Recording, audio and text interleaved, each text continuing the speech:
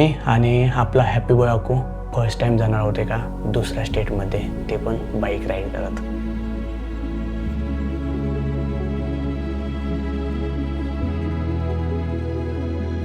बल 800 किलोमीटर आपल्याला या दिवशी कव्हर करायचं आहे.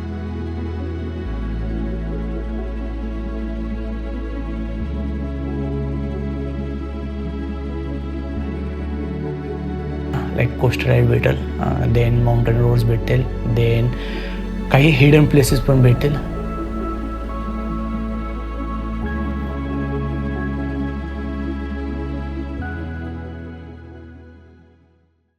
सुप्रभात मित्रांनो, कसे आहात? तर बरेच दिवस आपल्या चॅनलवरती रायडिंगचे ब्लॉग आपण टाकलेले नाहीत आणि हा ब्लॉग बनवण्यामागचं कारण पण तेवढंच खास आहे, कारण आपण चाललो होते का जबरदस्त लॉंग राईडवरती. तर मी आणि आपला हॅपी बॉय अकू फर्स्ट टाइम जाणार होते का दुसऱ्या स्टेटमध्ये, ते पण बाईक राईड करत. थंबनेलवरून तर तुम्हाला समजत असेल की आपण कुठे राईड करणार आहोत. तर आपण जाणार आहोत कर्नाटकमध्ये. तर ही राईड साधीसुधी नसणार आहे, तब्बल 15 ते 1700 किलोमीटरचा हा टोटल प्रवास असणार आहे. आणि भाई त्याची उत्सुकता तर तुम्हाला समजून असेल की किती मला.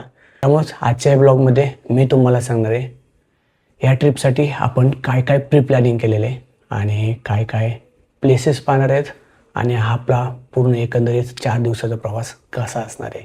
तो पहिला दिवस.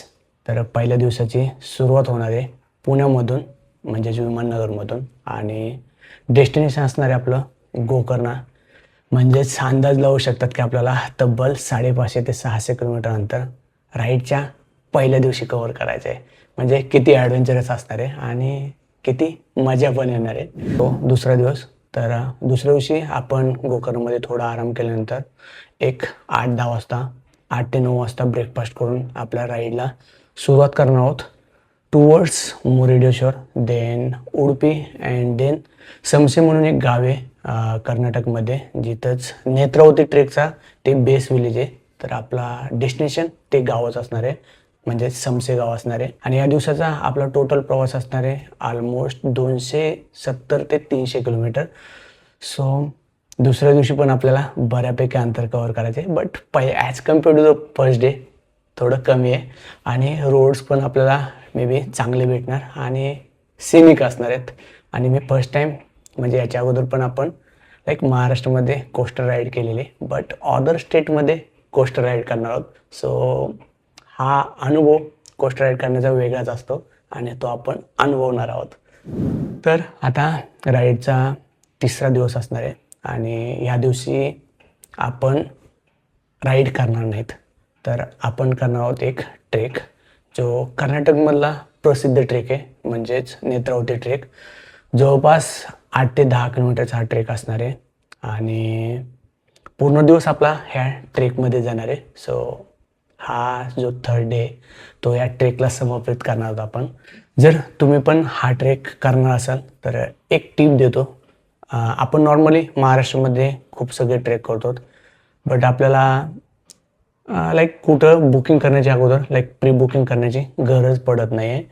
बट कर्नाटकमध्ये तसं नाही. कर्नाटकमध्ये जे पॉप्युलर ट्रेक्स येतं, तर एक कर्नाटक गव्हर्नमेंटची ऑफिशियल वेबसाईट आहे आणि त्या वेबसाईटवर जाऊन आपल्याला प्री बुक करावं लागते. तर आता मी तरी नोव्हेंबर एंडला राईडला चाललो आहे. सो तरी पण मला एक 15 ते 20 दिवस अगोदर बुकिंग करावं लागली, कारण की नॉर्मली तरी 8 ट्रेकचे स्लॉट सगळे बुक होतात आणि पर डे फक्त समथिंग अराउंड 300 पर्सनच या ट्रेकला सोडतात. सो त्याच्यामुळे मी 15 ते 20 अगोदरच ह्या ट्रेकसाठी माझी आणि हॅपीची बुकिंग करून घेतली होती. आणि जर मान्सूनमध्ये ट्रेकला जर जात असाल तर आपल्याला 1.5 ते 2 महिने अगोदर या ट्रेकसाठी बुकिंग करावं लागते. तर विचार करा की हा ट्रेक किती सुंदर असणार आहे आणि आपल्याला तिथं कसे नजारे पाहायला भेटणार आहेत. आणि अजून एक गोष्ट, जर तुम्ही ह्या ट्रेकसाठी जर प्री बुकिंग करत असाल तर एक 500 पर पर्सन द्यावं लागतात. सो मी आणि हॅपी होतो, सो आम्ही 1000 रुपये पे केलेले आहेत. आणि ह्या वेबसाईटची जी गव्हर्नमेंट वेबसाईट आहे त्याची मी लिंक तुम्हाला डिस्क्रिप्शन बॉक्समध्ये ॲड करतो. सो जर तुम्हाला बुकिंग करायचं असेल तर ती वेबसाईटवरती जाऊ शकतात.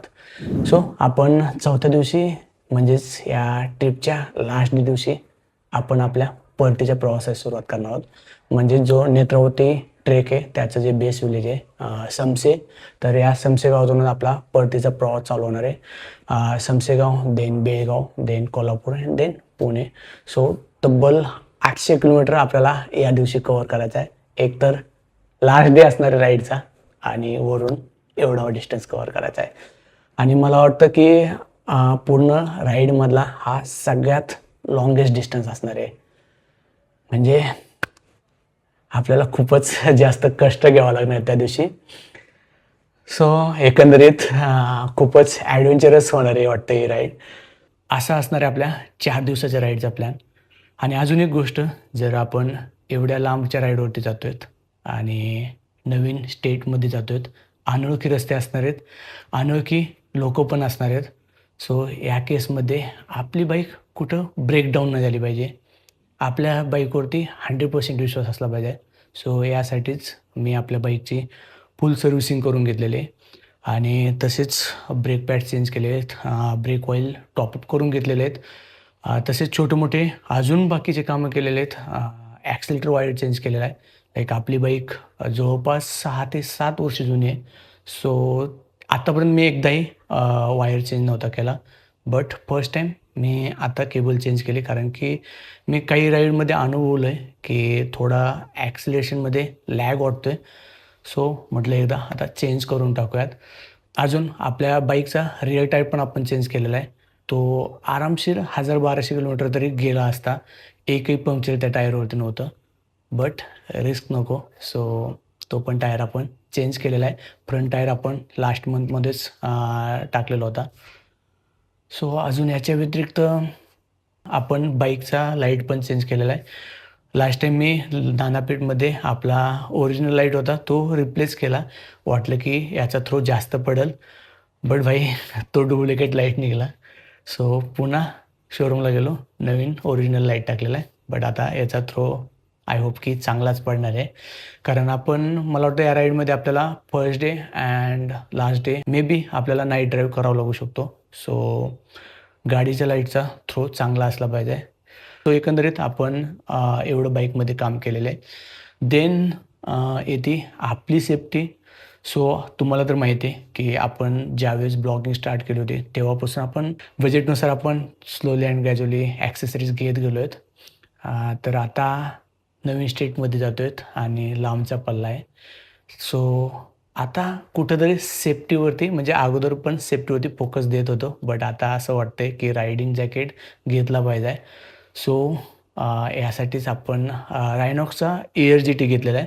तर याचा डिटेल व्हिडिओ मी कधीतरी नक्कीच टाकेल. थोडा यूज करतो अँड देन त्याच्यानंतर त्याचा डिटेल रिव्ह्यू तुम्हाला देईल. आणि हा आहे level 2 safety riding jacket. So safety तर असणार आहे. आणि मी तरी तुम्हाला सजेस्ट करेल की जरी तुम्ही बाईक राईडवरती जात असाल, मग सिटीत असो या हायवेवरती असो या छोटी मोठी राईड असो, तर सेफ्टीवरती भावांनो फोकस द्या. जॅकेट घ्या, हेल्मेट घ्या, कंजूशी करू नका तिथं. सो हेच भावांनो आपल्याला रायडिंग करताना वाचू शकतं. सो एकंदरीत आपण ह्या 4 दिवसाचा प्री प्लॅन बनवलेला आहे. सो लाईक डे वाईज आपण प्लॅन केलेला आहे. प्रत्येक दिवशी आपल्याला किती किलोमीटर राईड करायची, कुठं स्टे करायचं आहे, काय प्लेसेस पाहिजेत, ह्या सगळ्या गोष्टी आपण प्लॅन केल्या आहेत. देन बाईकमध्ये काय गोष्टी लाईक मॉडिफिकेशन करायचे आहेत, काही गोष्टी रिपेअर करायच्या आहेत, काही गोष्टी लाईक चेंज करायच्या आहेत. ह्या सगळ्या गोष्टी देन आपल्या सेफ्टीवरती आपण फोकस दिलेला आहे. तर एकंदरीत म्हणजे असाच आपला प्लॅन होता राईडचा, जो मला वाटलं की तुमच्यासोबत शेअर केला पाहिजे. आणि जर तुम्ही पण या राईडचा लाईक जर तुम्ही पण अशा राईडचा जर प्लॅन करत असाल कर्नाटक साईडला, तर तुम्हाला पण माहिती करून घ्यायचं असेल की लाईक काय गोष्टी प्री प्लॅन करू शकतो, काय गोष्टी आपण पाहू शकतो, देन काय अडचणी येऊ शकतात का, त्या अडचणीला कसं सामोरे जाऊ शकतो, सगळ्या गोष्टींची जर तुम्हाला माहिती घ्यायची असेल तर हा ब्लॉग म्हणजेच ही सिरीज पूर्ण नक्कीच पहा. मजा येईल भावांनो. तुम्हाला लाईक कोस्टल राईड भेटेल, देन माउंटेन रोड्स भेटतील, देन काही हिडन प्लेसेस पण भेटतील आणि कुठं आपण हॉटेल्स लाईक बजेट स्टे येतं, काही एक्सपेन्सिव्ह स्टे पण येतं. लाईक फ्यू वाईज आम्ही घेतलेले आहेत काही स्टे. तर ह्या सगळ्या गोष्टींची तुम्हाला या सिरीजमध्ये माहिती भेटणार आहे. सो ही पूर्ण कर्नाटक सिरीज नक्कीच बघा आणि आवडलं तर लाईक करा, शेअर करा. चॅनलला सबस्क्राईब केलं नसेल तर सबस्क्राईब करा. सो आता भेटूया डायरेक्ट राईडवरती. So till then guys, ride safe.